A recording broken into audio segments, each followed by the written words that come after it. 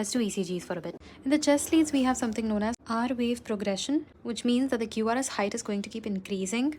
The height of the peak of the R wave is going to keep on increasing as we go from V1 through V6. You must have heard about some pathological ECGs where we have poor R wave progression, where this does not happen. Supposing this is the heart, you have the SA node, AV node, septum, and then we have the right and left bundle branches. The left bundle branch divides into the anterior and the posterior fascicle. Then you have the myocardium around it. The impulse comes from the SA node. Driven down here. Let's look at each of the structures that are contracting with the passage of the impulse. Right atrium contracts first. This is the first half of the P wave. The impulse comes to the left atrium, which gives us a second part of the P wave. Then the impulse goes down to the AV node, and through the AV node, the passage will wait for a bit. So we have the PR segment of the PR interval. Before going to the interventricular septum, it will go back a little bit to depolarize this area, the circumflex area basically. That is opposite to the direction of the lead 2.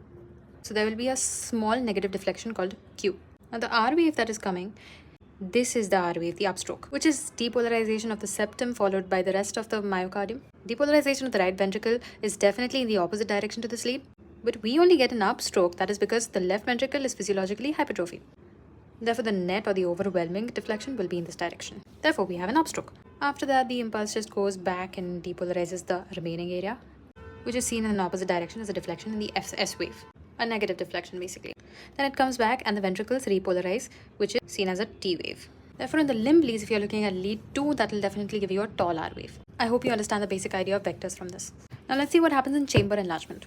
Now in a case of pulmonary congestion or hypertension, the black flow will be into the right ventricle and to the right atrium, which will lead to a right atrial enlargement. Like I told you, the initial part of the P wave is going to be larger on the ECG because of an increased size in the right atrium. This is known as P pulmonale. This is what a normal P wave look like, but here the first part will be increased. So this is what it looks like. Suppose you have a patient of mitral stenosis, but the left atrium has to pump harder. There is increased pressure, so left atrial enlargement. So the second part of the P wave is going to be enlarged. It's called P mitral and it looks somewhat like this. Now there's a right ventricular dilation and right ventricular hypertrophy. On an ECG, you will see right axis deviation. I will come to axis deviation in a bit. Also in lead V1, you will see a dominant R wave, which will be more than 7 mm in height. And obviously RS ratio is going to be more than 1. V6 mein ulta, you will see the S wave will be deeper than 7 mm and RS ratio will be less than 1. Plus you will also see an RV strain pattern wherein leads, precordial leads, that is chest leads V1 through V4, you will see an ST depression and a T wave inversion. That will all indicate a right ventricular hypertrophy. Now if you have LVH, you see the Sokolov line criteria. If there is long-standing systemic hypertension, aortic stenosis, there's going to be hypertrophy of the left ventricle. So you look at V1 and V6. And normally also V1 has a longer S wave and V6 has an R wave prominent. But in LVH, both of them are going to be extra tall. For if I take the S in V1 plus the R wave in V6, it will come out to be more than 35 mm.